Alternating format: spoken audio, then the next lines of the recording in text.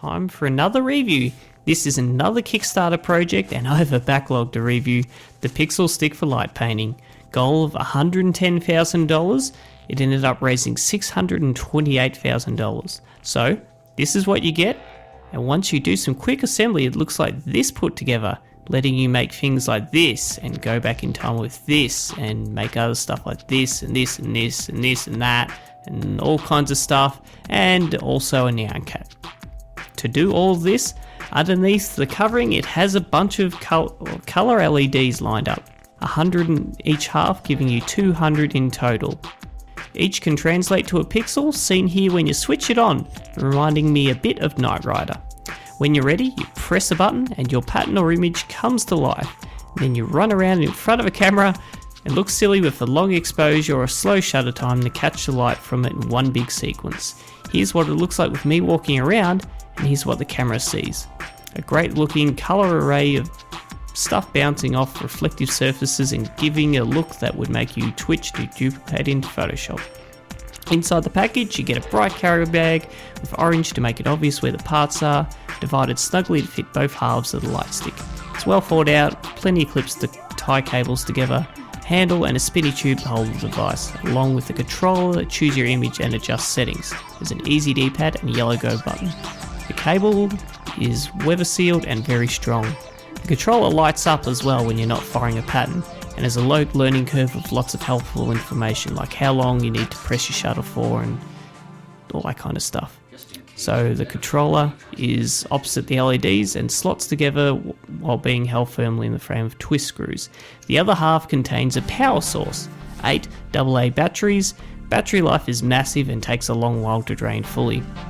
It is placed close to the middle of the stick to make it easier to spin the stick around, giving you spinning effects like this, which looks awesome. I'm going to show how to quickly assemble it. Slot both halves of the stick together and making sure that the silver metal part seen here is loose to act as a support when you tighten it to hold it in place. It gets much easier after the first time. With it slotted in, you can see me sliding it here into the middle. Tighten those screws like this, which will give you a firm hold. So tightening the screws there helps. Good stuff.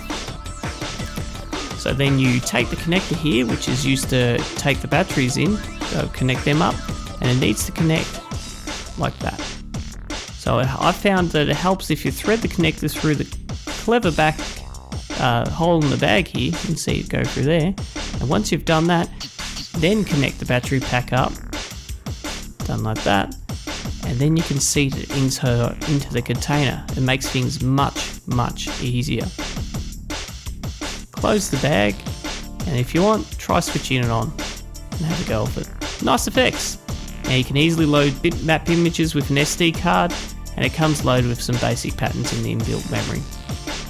Last part is put the tube in the center, which lets you hold it less awkwardly and spin it smoothly around. It comes in two parts, the bit on the right that you can hold onto and spin, while the metal tube on the left gives you something to grip onto. Tighten it up as you need to. Once that is done, do the same thing to connect it to the metal tube on the Pixelstick. Don't worry, I'll have more sample images in a moment if you're about to fall asleep. Once that's done, set up your camera and you're ready to start waving it around and get some pictures done, like this. So let's show some stuff off I've made with it.